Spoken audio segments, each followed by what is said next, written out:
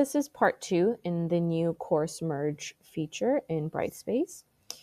So you've merged your courses, but let's say you've made a mistake and you need to unmerge, or you no longer need that merge for whatever reason it may be.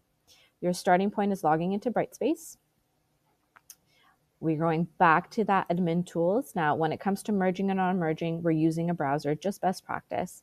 And if you pinned it earlier, you're clicking SIS course merge. If you can't see it, it's in the all feature, probably towards the bottom, or you can always use the search features. So 3 different ways to get to this tool. So you're going to click SIS course merge, and it's going to take you to your courses. And you can either search. So again, last 4 digits of the academic year, so 25, 26 I'm using, a SEM2, no spaces. And you're looking for the course. Or you could actually, if you know which course it is, if you knew that course code, you could put it in as well. Just be careful with your zeros and your O's. And you're looking for the view merge courses. So this is the class. I actually merged 2 courses that I didn't want. There was the wrong sections, whatever the reason is.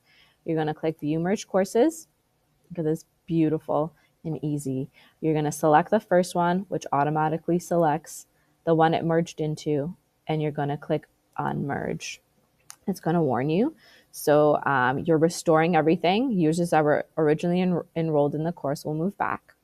And reminder, this doesn't move anything other than the students. We are physically moving the students out of this class and back into whatever class that they were originally assigned to.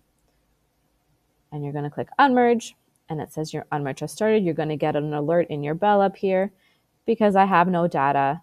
This is right before the start of a semester, or right before I've started populating or using the shell.